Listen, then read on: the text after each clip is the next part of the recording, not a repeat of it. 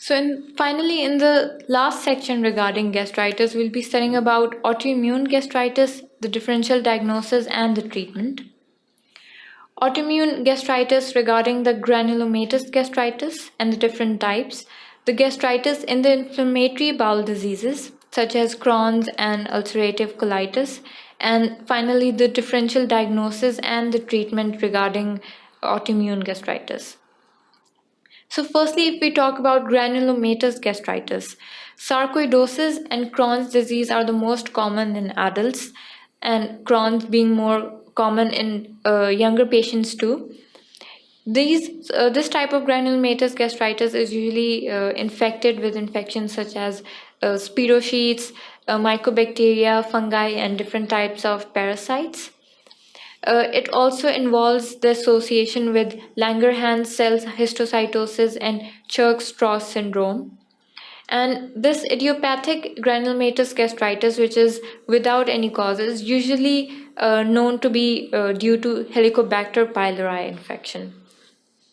As you can see in this picture, granulomatous gastritis would be consisting of granulomas within the histological picture. As you can see, this is a granuloma that is present within the epithelium of the stomach.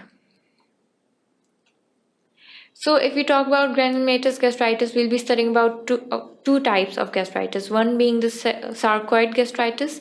This sarcoid gastritis is a systemic granulomatous disease. It usually is not being diagnosed very easily, and it also consists of diagnosing with different type of granulomas and granulomatous disease in different organs. So this type of sarcoid gastritis is usually present in spleen and in stomach being the more antral type of location. It is usually present in patients who are in their third and fifth decades, and the patient might present with epigastric pain, nausea, vomiting, and weight loss. If you see more grossly, the patient might present with narrow distal stomach with multiple ulcers, and microscopically, the patient might present with non-caseating granulomas, which might complicate into a more necrotizing type of granulomas. And the second type of granulomatous gastritis being the Xanthogranulomatous gastritis. It is a very rare form, and it consists of proliferation of foamy type of histiocytes within the gastric epithelium, and it also consists of inflammatory cells, multinucleated giant cells, and fibrosis within the gastric epithelium. It can extend into the different type of nearby organs, and it can also coexist with a gastric neoplasm and can also complicate into a gastric cancer. So if we talk about gastritis in inflammatory bowel disease being the Crohn's disease and the ulcerative colitis.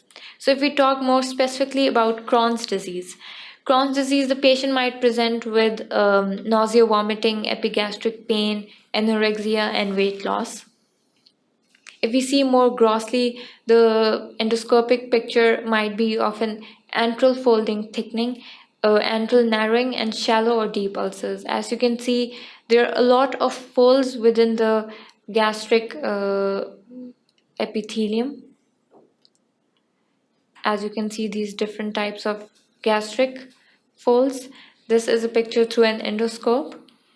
The mucosa might also present as a very reddened mucosa, and the ulcers might be of an irregular shape, and it might have a disrupted mucosal pattern. Other than that, Crohn's disease, if we talk more specifically about the treatment is of proton pump inhibitors should be given first as with the presence of ulcers, and then we give them more mainstream treatment which is given to Crohn's disease patients without gastritis, such as glucocorticoids, steroids, and immunosuppressive medications. So if we talk about ulcerative colitis being the second inflammatory bowel disease, it has a prevalence which is lower than Crohn's disease. Crohn's disease occurs more in adults. Endoscopically, the picture is similar to the appearance of a rectum and colon. And it is usually characterized by gastric histopathology similar to colonic histopathology. It has the same epithelium and same type of mucosal picture. It has little or no response to any acid reducing medications. And thirdly, the response of the ulcerative gastritis to the standard treatment of ulcerative colitis is very good, and this treatment such as glucocorticoids and proton pump inhibitors can have a very drastic effect and improvement within patients with ulcerative colitis gastritis. So if we talk about differential diagnosis, there are only two types of diseases that should be diagnosed and should be differentiated from gastritis. One being the gastric polyps, which can ultimately lead into neoplastic and non-neoplastic sort of polyps.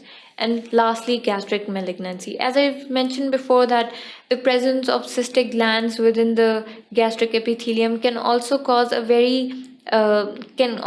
misdiagnose the gastritis into dysplasia or gastric cancer. Or other than that, in reverse, a patient might have gastritis and the underlying factor could be because of a gastric cancer or any sort of neoplasia. So this is the foremost disease that should be diagnosed and should be differentiated first.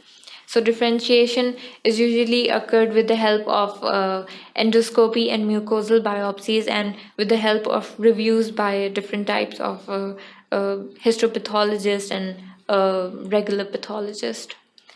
So the treatment of gastritis is usually depending on the underlying etiology. As we've mentioned about different types of gastritis, such as collagenous gastritis, such as gastritis due to different types of infections, whether it's viral infection or bacterial infection. So all these gastritis are treated with the treatment of these infections and the underlying cause. So in China, usually the ingestion of green tea has confirmed the reduced risk of gastritis.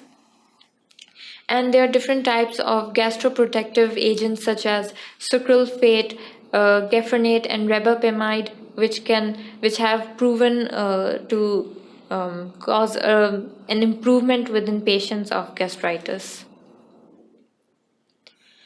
So finally, we've studied about gastritis. We've studied about the difference between acute and chronic gastritis, and a form of acute gastritis being the acute erosive gastritis. And then we've studied about different types of classification of gastritis, being the granulomatous disease, or being gastritis within the inflammatory bowel disease, or different infectious type of gastritis, allergic gastritis, the different types of gastritis that can occur within an individual. And finally, we've studied about the differential diagnosis that are important to be differentiated, and the treatment options that are available for these patients. That's all from this lecture. Thank you for watching sqadia.com.